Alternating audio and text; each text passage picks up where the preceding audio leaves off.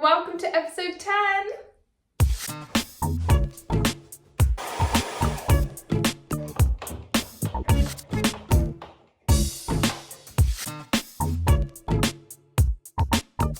ISLMPC model. So it's time to put them together, yeah? What we can do is have a look at the financial shock in the LMIS relation, which of course results in a lower interest rate to stimulate further consumption, because when there's a financial shock, you want to try to bring everything back up again.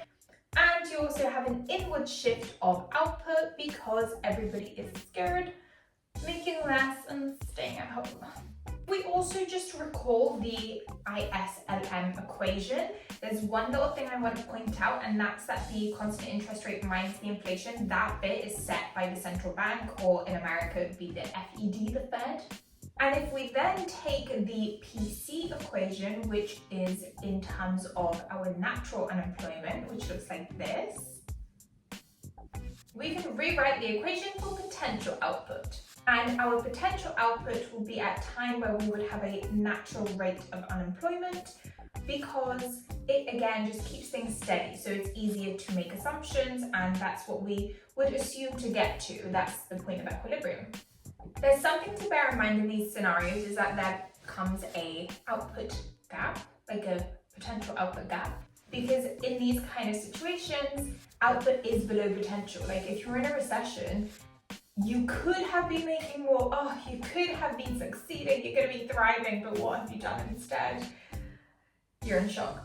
So again, when we talk about financial shocks, we talk about things like a recession, maybe like the stock market going bust, blah, blah, blah, blah, blah.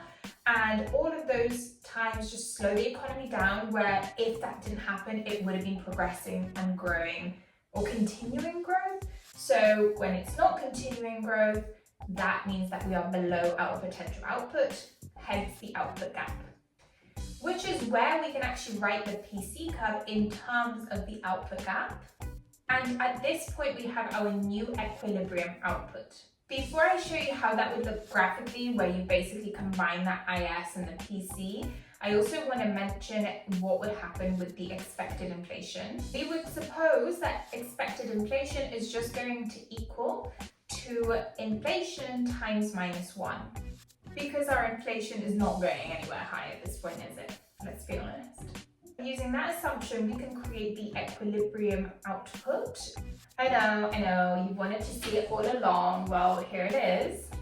Here we have where we can actually link at the same level of output what the inflation rate is and what the interest rate is, hence combining our IS, LM, and PC together.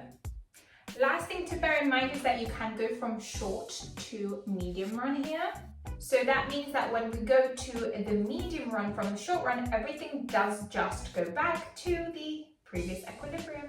And by previous equilibrium, of course, I mean the natural rates of everything, because that is where we've always just wanted to be.